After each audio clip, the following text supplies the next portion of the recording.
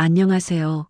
세상 모든 사연들을 들려주는 인생극 장사연 모음집 TV입니다.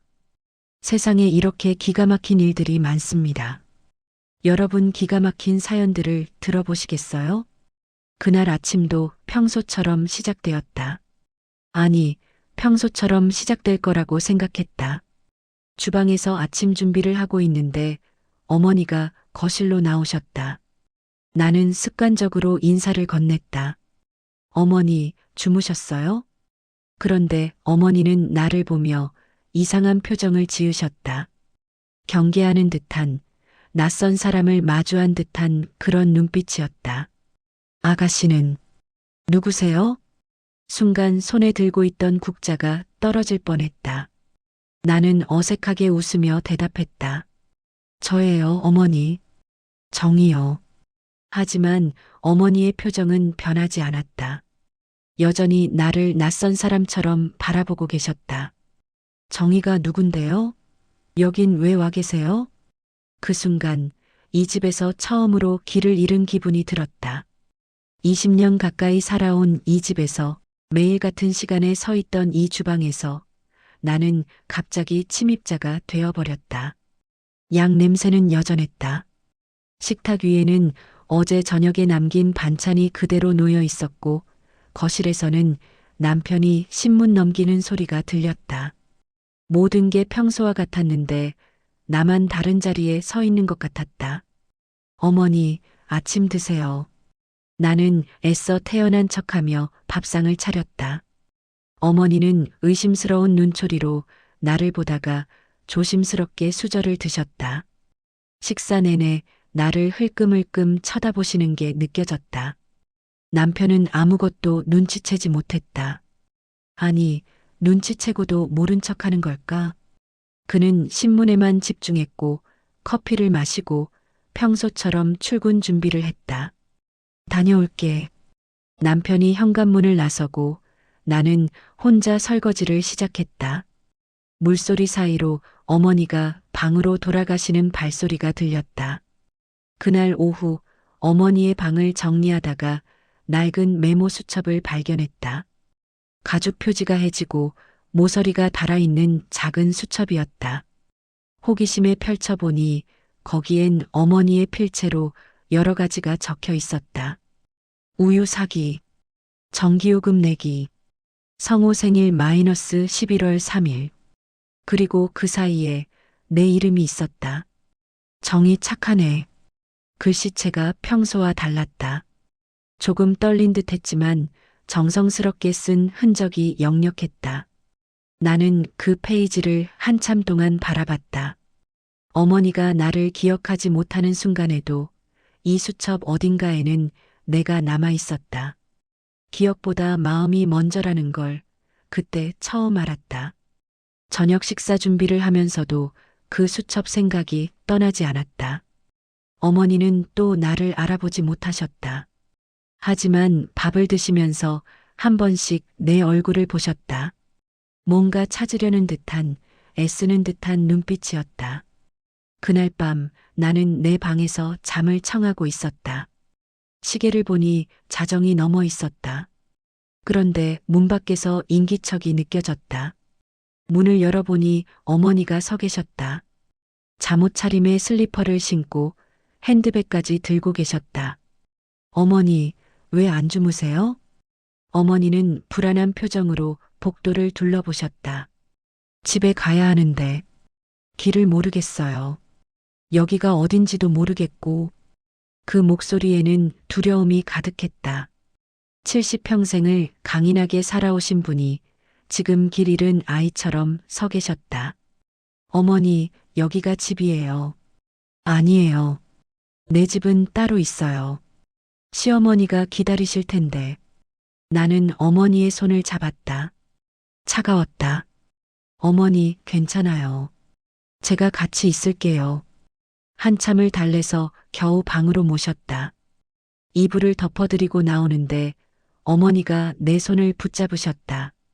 당신, 착한 사람 같네요. 그 순간 알았다. 이건 잠깐의 혼란이 아니라는 걸. 우리 가족의 시간이 다른 방향으로 흐르기 시작했다는 걸. 그리고 아마도 나 혼자서 이 변화를 감당해야 한다는 걸. 다음 날 아침 나는 남편에게 조심스럽게 말을 꺼냈다. 성호 씨, 어머니 상태가 심상치 않아요. 남편은 넥타이를 매며 대답했다. 뭐가?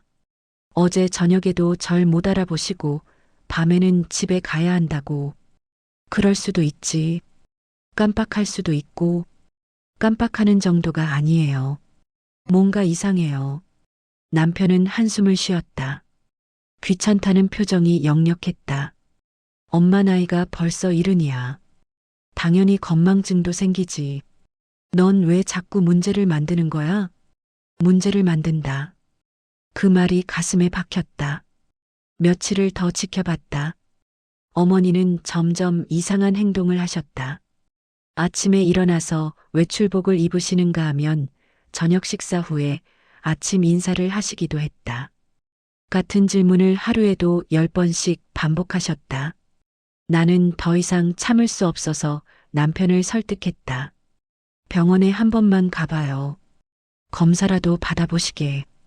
괜히 병원 갔다가 괜한 진단 받으면 어쩌려고. 그래도 알았어, 알았다고. 내가 시간 내서 모시고 갈게. 하지만 남편은 바빴다. 일주일이 지나도 병원 예약은 잡히지 않았다. 결국 내가 직접 모시고 가기로 했다. 신경과 진료실에서 의사는 여러 가지 질문을 했다. 오늘이 며칠인지, 여기가 어딘지, 대통령이 누구인지. 어머니는 절반도 대답하지 못하셨다. 좀 더 정밀한 검사가 필요할 것 같습니다. 뇌 MRI, 혈액 검사, 인지기능 검사, 이름도 어려운 검사들을 받았다. 일주일 후 결과를 들으러 갔을 때 의사는 조심스럽게 말했다. 초기 단계의 인지 저하 소견이 보입니다. 치매의 가능성이 있습니다만 확정은 아니고 더 지켜봐야 합니다. 치매. 그 단어를 듣는 순간 머릿속이 하얘졌다. 치료는 가능한가요? 완치는 어렵지만 진행을 늦출 수는 있습니다. 약물 치료와 함께 꾸준한 인지 활동이 필요합니다. 집에 돌아와 남편에게 말했다. 성호 씨, 어머니가 의사 선생님이 치매 가능성이 있다고. 남편은 TV를 보다 말고 나를 돌아봤다. 치매? 그게 확실해? 확정은 아니지만 검사 결과가. 나이 들면 다 그래. 너무 예민하게 받아들이지 마. 예민하다. 또 그 말이었다. 하지만 의사 선생님이. 의사들은 다 그렇게 말해. 조금만 이상해도 병명 붙이고 약 팔려고. 넌 왜 그렇게 단순해? 나는 더 이상 말을 잇지 못했다. 이 집에서는 아픈 사람보다 그걸 먼저 느낀 사람이 더 불편한 존재가 되는 것 같았다. 어머니의 상태는 나날이 달라졌다. 좋아지는 게 아니라 나빠지는 쪽으로. 아침에 약을 챙겨드리면 이미 먹었다고 하시고 밤에 또 약 안 먹었냐고 물으셨다. 어느 날은 냉장고에서 된장찌개를 꺼내 전자레인지에 돌리다가 그릇째 녹이셨다. 플라스틱 타는 냄새가 집안에 가득했다. 어머니, 괜찮으세요? 괜찮아. 내가 한 게 아니야. 누가 이렇게 해놨어. 점점 어머니는 나를 밀어냈다. 밥을 해드려도, 빨래를 해드려도, 약을 챙겨드려도 똑같은 말을 하셨다. 왜 남의 집 여자가 간섭이야? 이 집 며느리도 아니면서. 그 말을 들을 때마다 가슴이 무너졌다. 나는 20년 가까이 이 집 며느리였다. 시집 온 첫날부터 어머니 수발을 들었고 명절 음식도 혼자 준비했고 손님이 오면 밤새 접대했다. 하지만 어머니의 기억 속에서 나는 점점 지워지고 있었다. 그리고 이 집의 다른 사람들에게 나는 처음부터 투명 인간이었다. 남편은 여전히 바빴다. 출장이 잦아졌고 집에 있어도 방에만 틀어박혀 있었다. 어머니 문제에 대해서는 더 이상 언급하지 않았다. 어느 날 저녁 나는 주방에서 설거지를 하며 혼자 중얼거렸다. 나는 어머니를 돌보고 있는데 아무도 나를 돌보지 않네. 물소리에 묻혀 사라진 그 말을 아무도 듣지 못했다. 일요일 오후 나는 친정에 들렀다. 오랜만이었다. 시어머니 돌보느라 친정 방문도 뜸해진 지 오래였다. 어머니는 반갑게 맞아주셨다. 얘야, 그동안 왜 안 왔어? 많이 힘들지? 괜찮아요, 엄마. 시어머니는 어떠시니? 나는 잠시 망설이다가 말했다. 요즘 좀 이상하세요. 이상하다니? 절 못 알아보실 때가 많아요. 병원에서는 치매 가능성이 있다고. 어머니는 한숨을 쉬었다. 그래도 내 시어머니신데 잘 모셔야지. 그 말에 나는 더 이상 말을 잇지 못했다. 친정 어머니도 결국 같은 말을 하셨다. 요즘 힘들어요, 엄마. 며느리가 시어머니 모시는 게 당연한 거지. 힘들어도 참아야지. 그게 여자 팔자야. 나는 가져온 차를 마시며 고개만 끄덕였다. 토해내고 싶은 말들이 목구멍까지 올라왔지만 결국 삼켰다. 동생이 말했다. 누나, 그래도 성우 형부가 도와주잖아. 도와준다. 무엇을 도와준다는 건지 모르겠었다. 남편은 어머니 상태에 대해 인정조차 하지 않고 있었다. 친정에서 돌아오는 길 나는 버스 안에서 창밖을 보며 생각했다. 내가 기댈 곳은 어디에도 없구나. 시댁에서도 친정에서도 나는 그저 참아야 하는 사람이었다. 그날 저녁 또 한 번의 사건이 일어났다. 저녁 식사를 마치고 설거지를 하고 있는데 갑자기 매캐한 냄새가 났다. 고개를 돌리니 주방 가스레인지에 불이 켜져 있었다. 그 위에는 아무것도 없었다. 황급히 불을 끄고 거실로 나가니 어머니가 소파에 앉아 멍하니 TV를 보고 계셨다. 어머니, 가스불 켜놓으셨어요? 무슨 소리야? 내가 언제? 방금 주방에 불이. 내가 아니야. 당신이 켜놓고 나한테 뒤집어 씌우는 거 아니야? 어머니의 목소리가 날카로워졌다. 나는 더 이상 말하지 않았다. 하지만 가슴이 철렁 내려앉았다. 이건 단순히 기억을 잃는 문제가 아니었다. 위험한 상황이 벌어질 수 있었다. 만약 내가 늦게 발견했다면? 만약 불이 났다면? 그날 밤 나는 잠을 이룰 수 없었다. 어머니 방에서 나는 소리에도 깨고 복도의 작은 인기척에도 깨었다. 혹시 또 무슨 일이 생기는 건 아닐까 하는 불안감이 나를 짓눌렀다. 다음 날 아침 나는 결심했다. 누가 알아주지 않아도 적어도 이 집에서 사고는 막아야겠다고. 문구점에 가서 큼직한 메모장을 샀다.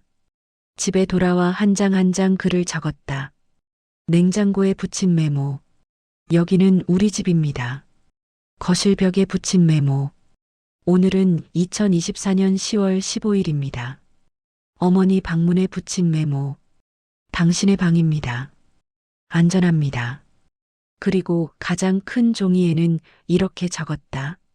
며느리 정희가 함께 있습니다. 당신은 혼자가 아닙니다. 글씨를 쓰는 내내 손이 떨렸다. 왜인지 모르게 내가 어머니보다 먼저 사라지는 기분이 들었다. 기억 속에서 지워지는 건 어머니가 아니라 나인 것 같았다. 메모를 다 붙이고 나서 나는 주방 바닥에 주저앉아 울었다.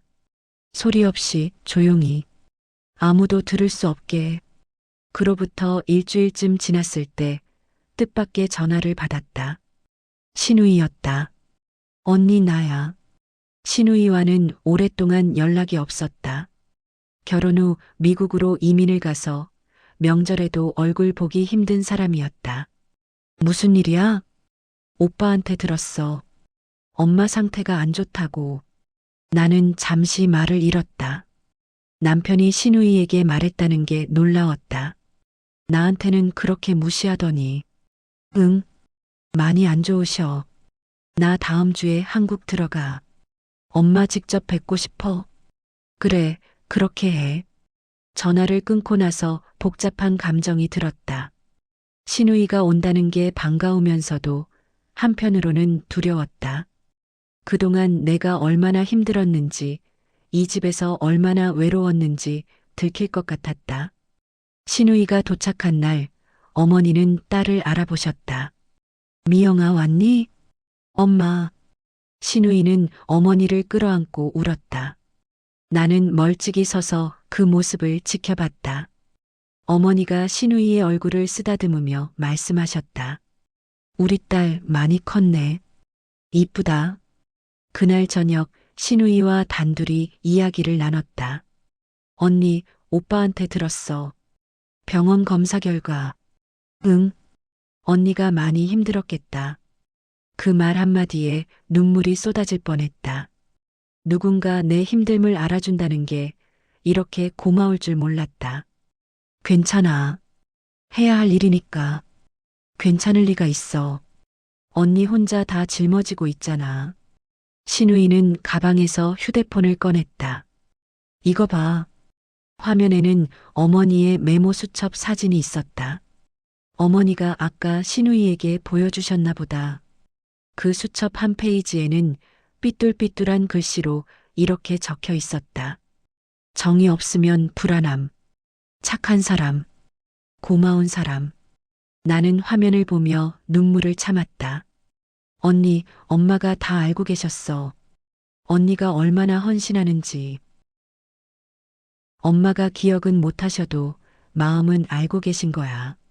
그날 처음으로 누군가 내 편에 서 있는 느낌이 들었다. 20년 만에 처음으로. 하지만 다음 날 아침 신우이는 조심스럽게 말을 꺼냈다. 언니, 나 이틀 있다 다시 가야 해. 그래, 알아. 그런데 엄마 문제를 좀 진지하게 생각해 봐야 할 것 같아. 무슨 말이야? 요양시설 말이야. 전문적인 케어가 필요할 것 같아. 요양시설. 그 말에 가슴이 철렁 내려앉았다. 시설은 아직 아닌 것 같은데. 언니 혼자 감당하기엔 벅찰 거야. 그리고 엄마한테도 전문 케어가 더 좋을지도 몰라. 조금만 더 지켜볼게. 언제까지? 언니 쓰러질 때까지? 신우이의 말이 따가웠지만 거짓은 아니었다. 나는 이미 한계에 다다르고 있었다. 밤잠을 제대로 못 잔 지 몇 주째였고 식사도 거르는 날이 많았다. 체중이 5kg이나 빠졌다. 생각해 볼게. 언니 미안해. 내가 여기 있어서 도와주면 좋겠는데. 난 회사도 있고 애들도 있고. 괜찮아. 내 사정도 있는 거 알아. 신우이가 떠난 후 나는 더 외로워졌다. 잠깐이나마 내 편이 있다는 느낌이 들었는데 다시 혼자가 되었다. 어머니를 시설에 보내야 하나. 그 생각이 머릿속을 떠나지 않았다. 하지만 그 결정을 내가 해야 한다는 사실이 너무 무거웠다.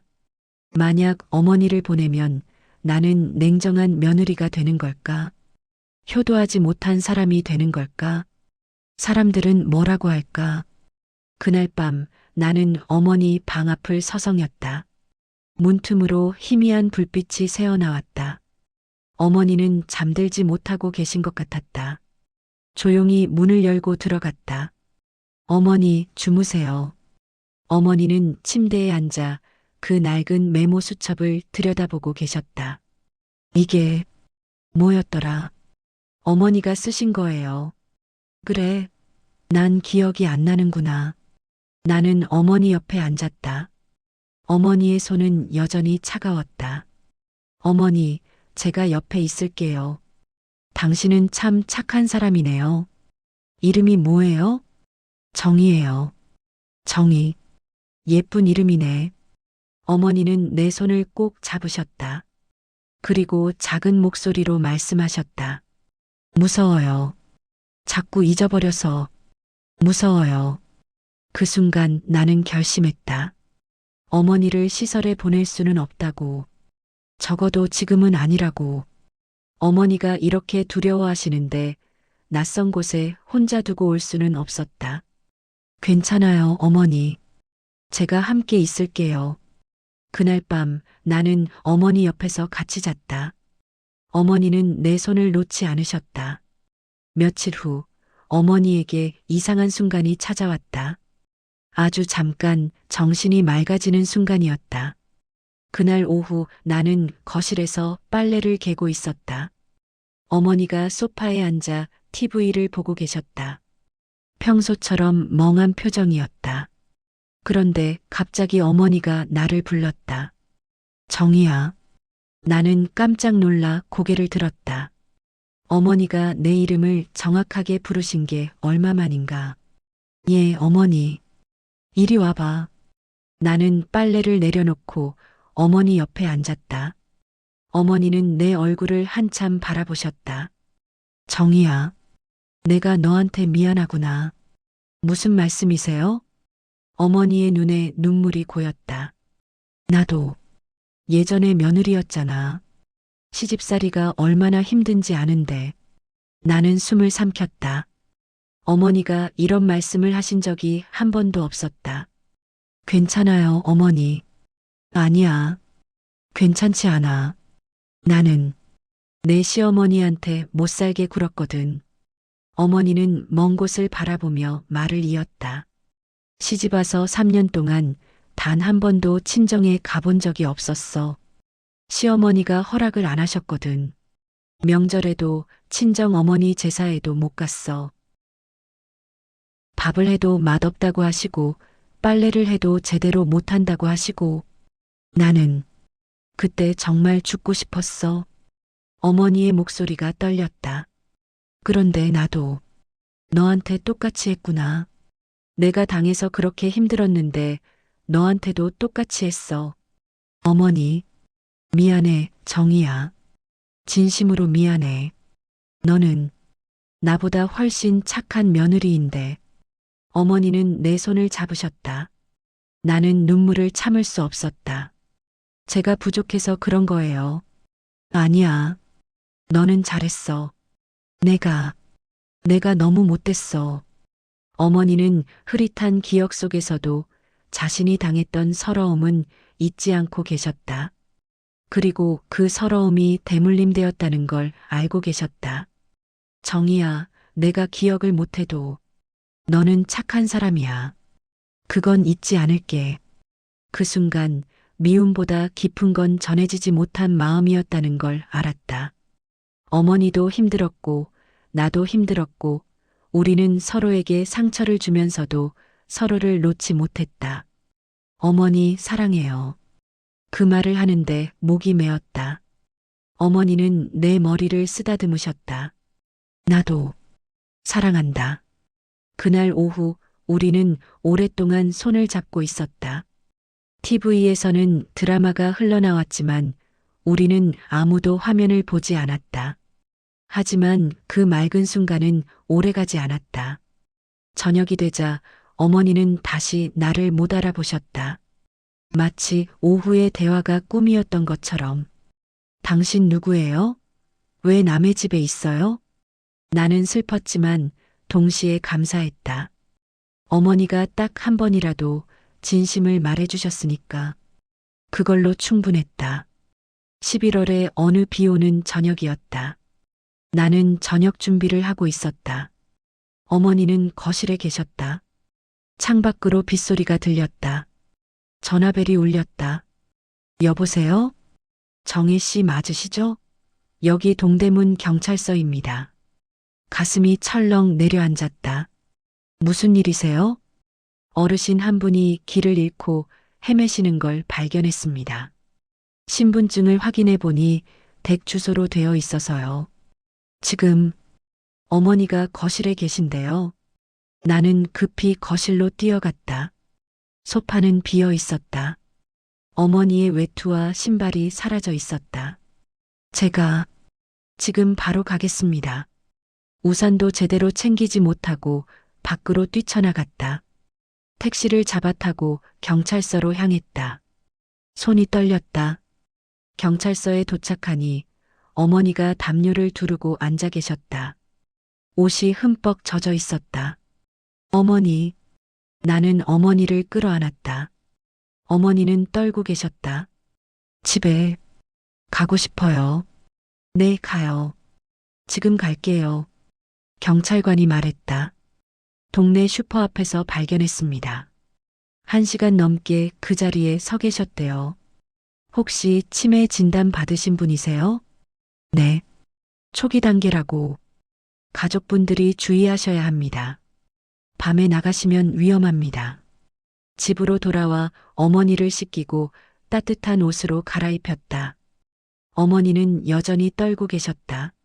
무서웠어요. 길을 몰라서. 이제 괜찮아요. 집이에요. 어머니를 재우고 거실로 나오니 남편이 퇴근해서 들어왔다. 어디 갔다 와? 어머니가 집을 나가셨어요. 뭐? 경찰서에서 연락 와서 모시고 왔어요. 남편의 얼굴이 굳었다. 그게 무슨 소리야? 나는 그날 있었던 일을 설명했다. 어머니가 길을 잃었다는 것, 빗속에서 1시간 넘게 헤맸다는 것. 그런데 남편은 뜻밖의 말을 했다. 이렇게 될 때까지 왜 아무 말도 안 했어? 나는 귀를 의심했다. 네. 엄마가 그렇게 심각한 줄 알았으면 진작에 대책을 세워야지. 왜 아무 말도 안 했어? 그 순간 참았던 감정이 터졌다. 했어요. 뭐? 말했어요. 계속 말했어요. 나는 소리쳤다. 태어나서 남편한테 처음으로 소리를 질렀다. 병원 가자고 했을 때 당신이 뭐라고 했어요? 예민하다고 했잖아요. 나이 들면 다 그렇다고 했잖아요. 그건 어머니가 날 못 알아보신다고 했을 때도 가습을 켜놓고 계실 때도 계속 말했어요. 당신만 안 들은 거예요. 남편은 아무 말도 하지 못했다. 당신은 매일 회사 간다고, 바쁘다고, 늦는다고. 어머니 일은 전부 내가 혼자 했어요. 병원도, 약도, 밥도 다 내가 혼자 했어요. 눈물이 쏟아졌다. 그러면서 이제 와서 왜 말 안 했냐고요? 당신이 들으려고 하지 않았잖아요. 미안해. 미안하다고 끝나요? 나는 너무 힘들었어요. 어머니도 날 못 알아보시고 당신도 날 못 봐주고 나는 주저앉아 울었다. 그동안 참았던 모든 것들이 터져나왔다. 남편은 한참을 서 있다가 내 옆에 앉았다. 정희야, 진심으로 미안해. 내가 모르는 척했어. 사실 알고 있었어. 엄마가 이상하다는 것도, 내가 힘들다는 것도. 근데 인정하기 싫었어. 우리 엄마가 치매라는 걸. 남편도 울고 있었다. 그게 무서워서 모르는 척했어. 미안해. 우리는 거실 바닥에 앉아 한참을 울었다. 빗소리만 창을 두드렸다. 한참 후 어머니 방에서 소리가 들렸다. 급히 달려가 보니 어머니가 문 앞에서 울고 계셨다. 버리지 마. 제발 버리지 마. 어머니는 나를 붙잡고 울었다. 마치 아이처럼. 안 버려요. 절대 안 버려요. 나는 어머니를 꼭 안았다. 남편도 옆에 와서 어머니를 안았다. 엄마, 괜찮아요. 우리가 있어요. 그날 밤 우리 셋은 오랫동안 붙어 있었다. 밤은 깊어갔고 비는 계속 내렸다. 다음 날 남편은 회사에 휴가를 냈다. 신우이에게도 연락했다. 가족이 모여서 이야기를 나눠야 한다고 했다. 주말 신우이가 다시 한국에 왔다. 이번에는 남편도 함께였다. 우리는 거실에 둘러앉아 진지하게 이야기를 나눴다. 엄마 상태가 많이 안 좋으시네요. 신우이가 말했다. 병원에서는 뭐래요? 남편이 대답했다. 약물 치료를 시작했는데 진행을 늦출 수는 있지만 완치는 어렵대요.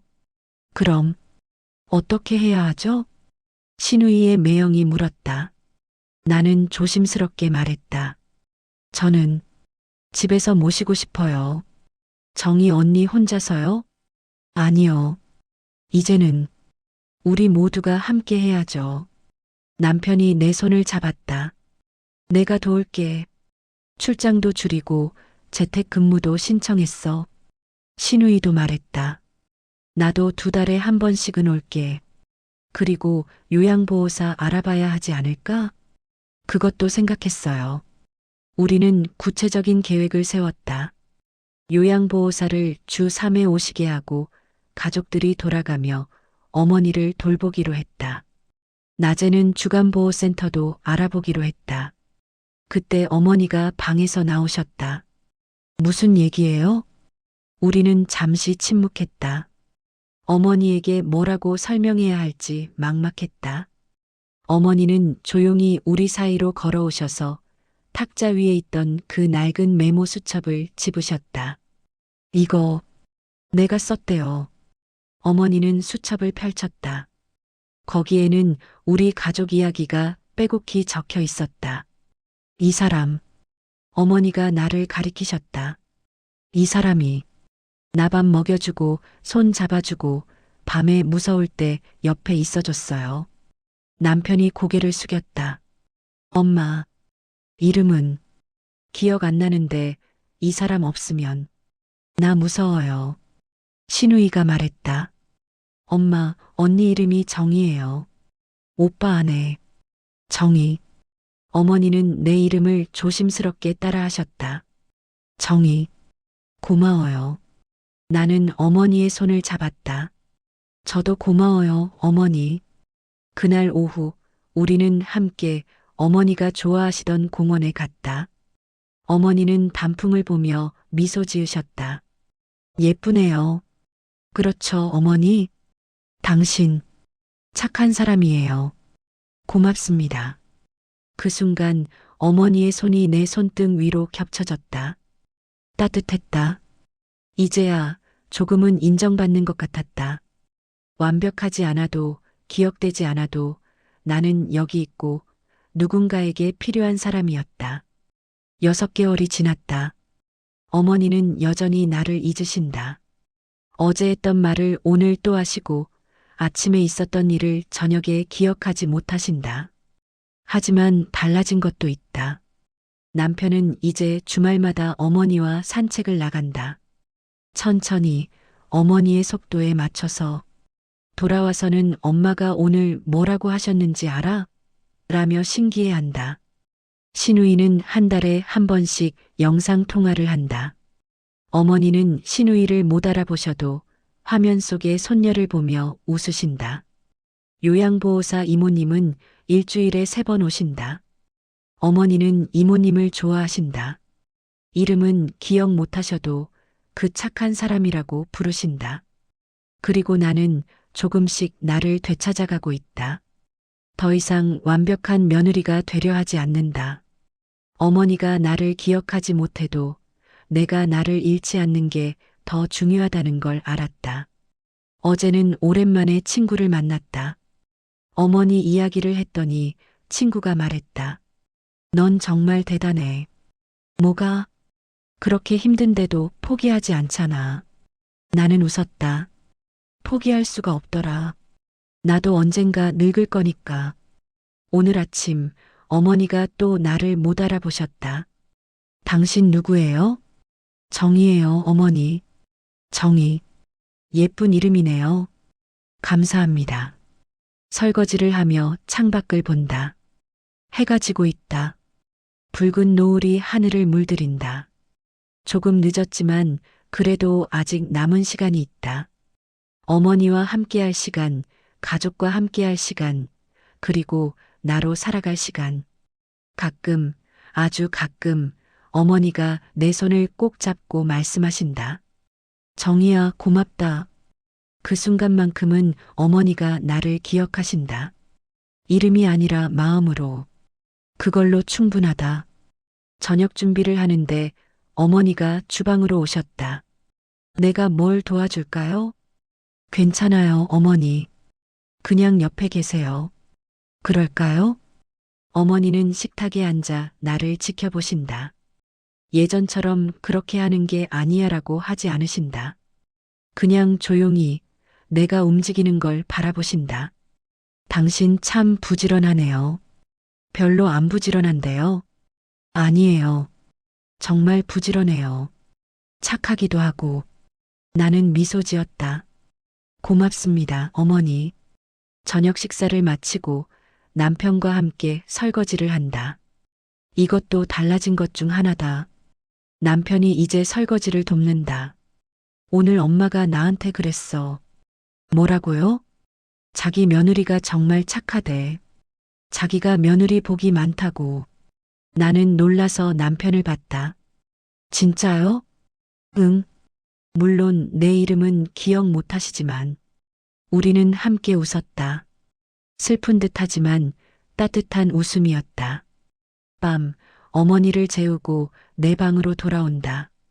침대에 누워 천장을 본다. 힘들다. 여전히 힘들다. 어머니를 돌보는 것도, 내 마음을 지키는 것도. 하지만 이제는 안다. 완벽할 필요가 없다는 것을, 기억될 필요가 없다는 것을, 그냥 오늘을 살아내면 된다는 것을. 내일 아침 어머니는 또 나를 못 알아보실 것이다. 하지만 괜찮다. 나는 매일 아침 새롭게 어머니께 인사할 것이다. 어머니, 주무셨어요? 저 정이에요. 그리고 어머니는 말씀하실 것이다. 정이. 예쁜 이름이네요. 우리의 하루는 그렇게 시작된다. 매일 처음처럼 하지만 마음은 조금씩 쌓여가면서 창밖으로 달빛이 들어온다. 조용한 밤이다. 나는 천천히 눈을 감는다. 내일도 모레도 계속될 하루를 위해. 어머니는 나를 잊어가지만 나는 나를 잃지 않을 것이다. 그것이 내가 선택한 삶이다.